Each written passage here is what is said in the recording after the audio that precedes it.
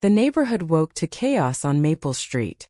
Karen, the HOA president, stood on the Thompsons' lawn, clipboard in hand, screaming about their unapproved garden gnomes.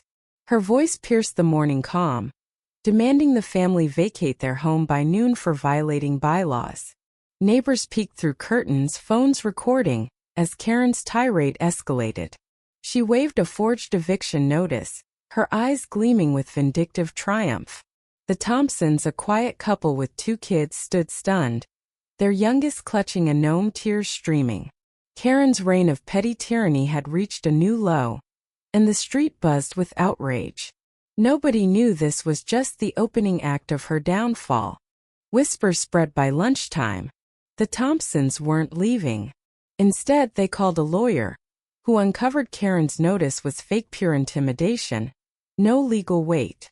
The neighborhood rallied.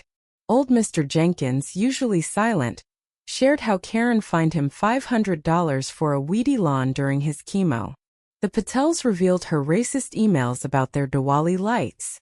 A group chat exploded with stories, each worse than the last. The Thompsons, emboldened, dug deeper and found Karen's own house violated HOA rules. An unpermitted shed, hidden behind her roses.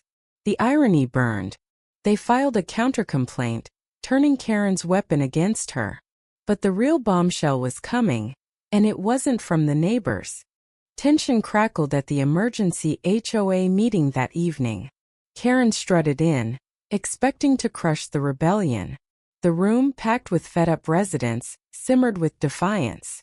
The Thompsons presented their evidence: Karen's fake notice, her rule-breaking shed, and a stack of her harassing emails.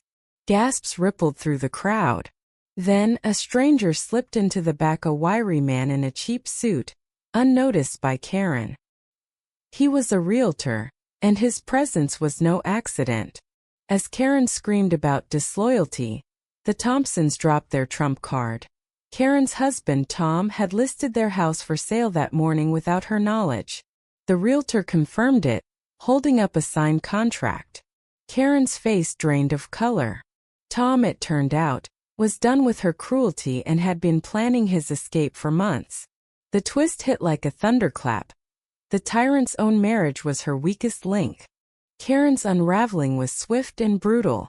She lunged at the realtor, shrieking that the sale was a lie, but the contract was ironclad. Tom had used his power of attorney, legally binding. The neighbors watched, half pitying, half vindicated, as Karen's empire crumbled. She'd spent years bullying others, but Tom's betrayal exposed her fragility. The realtor revealed the house was sold to a developer planning low-income housing, Karen's worst nightmare. Her screams echoed as she stormed out, vowing revenge. By dawn, her car was gone, and a sold sign stood mockingly in her pristine yard. The neighborhood exhaled, free at last.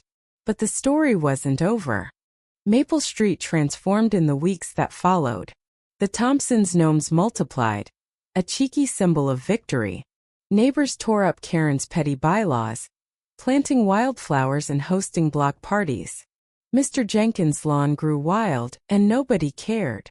The Patels' Diwali lights stayed up year-round, a glowing rebuke to Karen's hate. Tom sent a letter, apologizing for enabling her too long, and donated his sale profits to a local charity. Karen, rumor had it, was crashing with a cousin, her social media silent. The neighborhood didn't gloat, they rebuilt. They learned to stand up, to unite, to choose kindness over control. The developer's project brought new families, and Maple Street became a haven of messy, joyful imperfection. One evening, as kids played under fairy lights, Mrs. Thompson raised a glass. "To second chances," she said, and the street cheered. What do you think was Karen's downfall, justice, or did it go too far? Share your thoughts on right and wrong in this messy human drama.